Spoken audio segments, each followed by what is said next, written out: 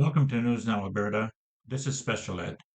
This story is about a Toronto teen who was assaulted by fellow students, thinking that he had a gun. Now, the cops got there and did nothing about his bloody face. All they had to do was ask questions. We're learning more tonight about a January incident inside Marc Garneau Collegiate. A teen who was arrested following a chaotic scene says he was actually the victim that day. He's now suing the school board and the police. CTV's Janice Golding explains.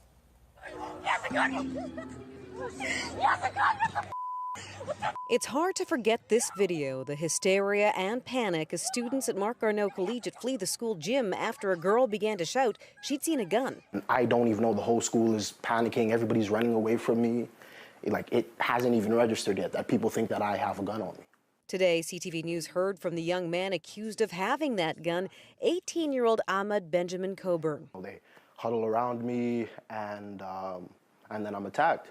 In a $2 million civil suit he's launched against the Toronto District School Board, the Police Services Board, and 6 students, Coburn claims he was a victim, not the perpetrator, alleging he was attacked by a group of boys yelling racial epithets on January 19th. My face was obviously very bloody because I was just attacked. My nose was broken, and there was blood on my shoe. Coburn says he went to the office and first responders were called, but instead of medical attention, he was peppered with questions from police. All you have to do is check the cameras. I kept repeating to them, just check the cameras. Because they're saying they seen me with a gun. I'm telling them there was no gun. All you have to do is check the cameras.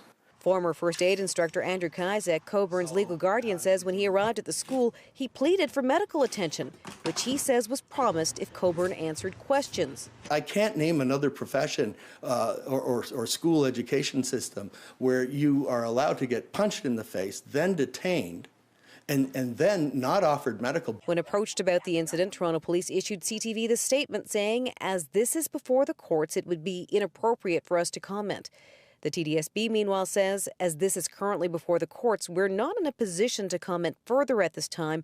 However, external counsel retained by the TDSB will be responding to the lawsuit in short order. The 18-year-old was eventually taken into police custody, but says he wasn't released until 10 p.m. No charges were laid. I was just answering to police questions. There was no help from the school board at all. Still, Coburn says it's his reputation that's taken the hardest hit. They don't know what really went down that day. They just know the stories that, they were told. None of the allegations have been tested in court. Janice Golding, CTV News.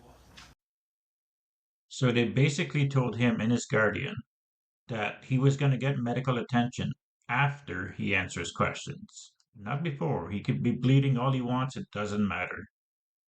They take him down to the jailhouse, they strip search him, they put him in jail cell, they do everything they can. They never found a gun. Nobody else has seen the gun but this one girl that says that he had a gun. So he was violently attacked by fellow students that were calling him the N-word for nothing. And the cops basically kept him there for hours, let him go at 10 p.m., and did nothing about it.